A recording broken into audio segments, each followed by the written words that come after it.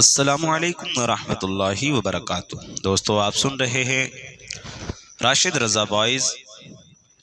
جب لوگ نئے نئے اسلام قبول کر رہے تھے، ابتدائے اسلام میں جو شخص مسلمان ہوتا تھا وہ اپنے اسلام کو حد الوسیع مخفی رکھتا تھا، پوشیدہ رکھتا تھا، حضور اقدس صلی اللہ علیہ وسلم کی طرف سے بھی، اس وجہ سے کہ ان کو کفار سے اذیت نہ پہنچے۔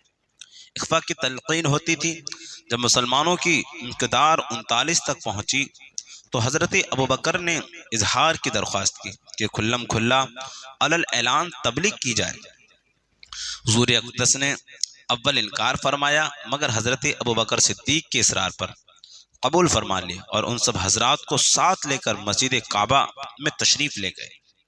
حضرت ابوبکر صدیق نے تبلیغی خطبہ شروع کیا۔ یہ سب سے پہلا خطبہ ہے جو اسلام میں پڑھا گیا، اور حضور اقدس کے چچا سید الشہداء حضرت حمزہ اسی دن اسلام لائے، اور اس کے 3 دن بعد حضرت عمر مشرب اسلام ہوئے۔ خطبے کا شروع ہونا تھا کہ چاروں طرف سے کفار و مشرکین مسلمانوں پر ٹوٹ پڑے۔ حضرت ابوبکر صدیق کو یہ کہ مکہ مکرمہ میں ان کی عام طور سے عظمت و شرافت مسلم تھی، اس قدر مارا کہ تمام چہرے مبارک خون میں بھر گیا، ناک کا سب لہو لہان ہو گئے تھے، پہچانے نہیں جاتے تھے۔ جوتوں سے لاتوں سے مارا، پاؤں میں روندا، اور جو نہ کرنا تھا سب ہی کچھ کر دیا۔ حضرت ابوبکر صدیق بے ہوش ہو گئے۔ بنو تمیم حضرت ابوبکر صدیق کے قبیلے کے لوگوں کو خبر ہوئی، وہ وہاں سے اٹھا کر لائے۔ کسی کو بھی اس میں تردد نہ تھا کہ حضرت ابوبکر اس وحشیانہ حملے سے زندہ بچ سکیں گے۔ بنو تمیم مسجد میں آئے اور اعلان کیا کہ ابوبکر کی اگر اس حادثے سے وفات ہو گئی تو ہم لوگ ان کے بدلے میں عتبہ بن ربیعہ کو قتل کریں گے۔ عتبہ نے حضرت صدیق اکبر کے مارنے میں بہت زیادہ بدبختی کا اظہار کیا تھا۔ شام تک حضرت ابوبکر کو بے ہوشی رہی، باوجود آوازیں دینے کے، بولنے یا بات کرنے کی نوبت نہ آئی تھی۔ شام کو آوازیں دینے پر وہ بولے تو سب سے پہلا لفظ یہ تھا کہ حضور اقدس صلی اللہ علیہ وسلم کا کیا حال ہے۔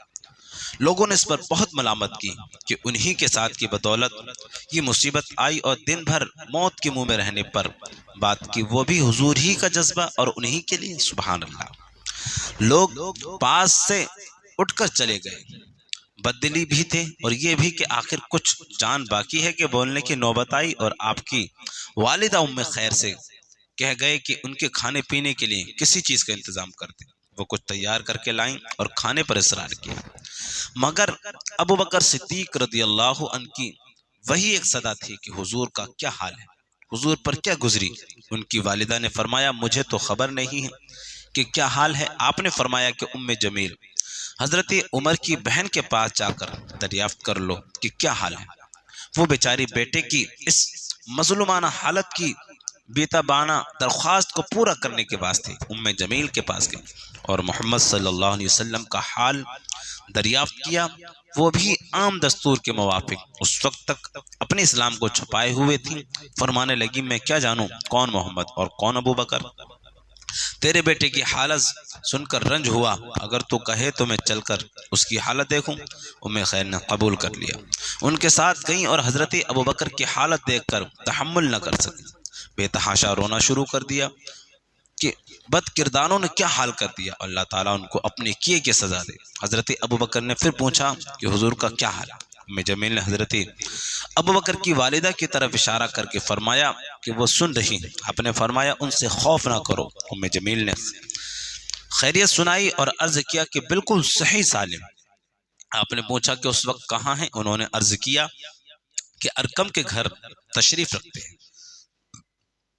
آپ نے فرمایا کہ مجھ کو خدا کی قسم ہے کہ اس وقت تک کوئی چیز نہ کھاؤں گا نہ پیوں گا جب تک حضور کی زیارت نہ کر لوں۔ ان کی والدہ کو بے اقراری تھی کہ وہ کچھ کھا لیں، اور انہوں نے قسم کھا لی جب تک کہ زیارت نہ کر لوں کچھ نہ کھاؤں گا۔ اس لیے والدہ نے اس کا انتظار کیا لوگوں کی آمد و رفت بند ہو جائے، مبادا کوئی دیکھ لے اور کوئی اذیت پہنچ جائے۔ جب رات کا بہت سا حصہ گزر گیا تو حضرت ابوبکر کو لے کر حضور کی خدمت ارقم کے گھر پہنچی۔ حضرت ابوبکر حضور سے لپٹ گئے، حضور اقدس بھی لپٹ کر روئے اور مسلمان بھی سب رونے لگے۔ حضرت ابوبکر کی حالت دیکھی نہ جاتی تھی۔ اس کے بعد حضرت ابوبکر صدیق نے درخواست کی کہ میری والدہ ہیں، آپ ان کے لیے ہدایت کی بھی دعا فرما دیں اور اسلام کو تبلیغ بھی فرمائیں۔ حضور نے اول دعا فرمائی، اس کے بعد ان کو اسلام کی ترغیب دی، وہ بھی اسی وقت مسلمان ہوئی۔ میرا نصیب ہوئی تلخیاں زمانے کی، کسی نے خوب سزا دی ہے دل لگانے کی۔ تو دوستو یہ تھا خوبصورت واقعہ حضرت ابوبکر صدیق رضی اللہ عنہ کا۔ آپ حضرات کو پسند آیا تو ہمارے چینل کو سبسکرائب کر کے بیل آئیکن کو ضرور دبا دیں۔